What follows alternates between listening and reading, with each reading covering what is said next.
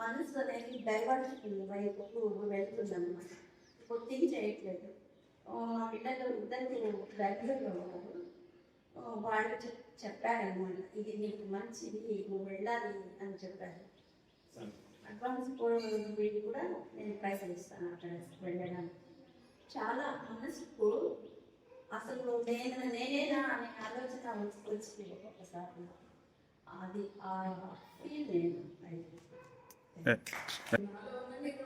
అంటే ఎన్ని పార్ట్స్ ఉంటాయో అన్ని రోగాలు ఉన్నాయి. ఆల్మోస్ట్ ఇక ఒక్కొక్కటి చెప్పలేదు నేను. ఇవన్నీ దిగాలంటే కూడా మోస్ట్ ఆఫ్ చాలా టైం పడుతుంది. కానీ ఇందాక గైడెన్స్ చెప్పినట్టు నేను ఇక్కడ 2 minutes కూడా నేను కూర్చోలేదు.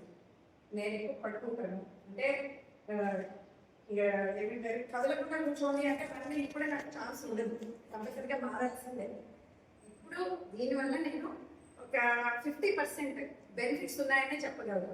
బట్ నాలో ఏంటి చేంజ్ అంటే, నాకు సైన్స్ సైడ్ ఇస్తుంది. లెఫ్ట్ సైడ్ ఒక మీరు చెప్పినట్టు 1 side ఆఫ్ ది హాఫ్ ఉంది. I started clear. బట్ ఇప్పుడు మేడం చెప్పినట్టు మీరు కూడా మర్చిపోయాను అది ఒకటి ఉంది అని. ఒకటి నేను అసలు స్ట్రైట్గా కూర్చోలేను చాలాసేపు. బట్ ఇక్కడికి వచ్చినట్టు మార్నింగ్ అదే చెప్తున్నాను. I went to 6 straight at the stretch for 1 to 2 hours. I didn't expect this. ఇది అయితే నా లైఫ్లో నేను ఎప్పుడు at the stretch 1 to 2 hours with my spine straight. నేను నా క్లినిక్ కూడా పిఎల్స్కి కూర్చుంటున్నాను వెనకాల. నాకు కాన్షియస్గా కూర్చోవాలి. బట్ ఇక్కడ అన్కాన్షియస్లీ మీరు చెప్పింది అది అది హెల్ప్ మీ లాట్. అంటే నాకు చాలా హ్యాపీగా ఉంది. And make him do. You also should do.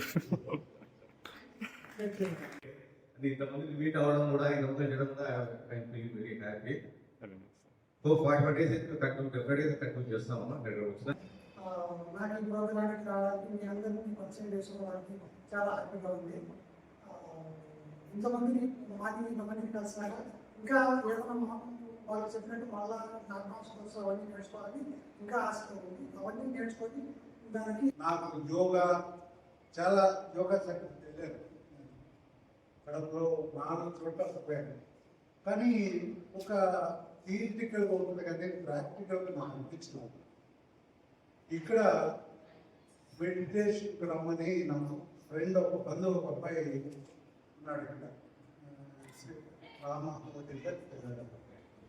Ramachandra machine గురువురెడ్డిని ఆయన అడిగాను, ఇట్లా నేను కొద్దిగా ఇష్టమవుతాను. నేను కొద్దిగా నాకు ఏదన్నా మెడిటేషన్ అంటే యోగా ఇక్కడ గురించి చెప్పు అంటే నా దగ్గరికి వచ్చి మీరు వచ్చి కూర్చొని నువ్వు కూర్చొని చేసేటప్పుడు ఫిజికల్ యాక్టివిటీ ఉండాలి అన్నాను.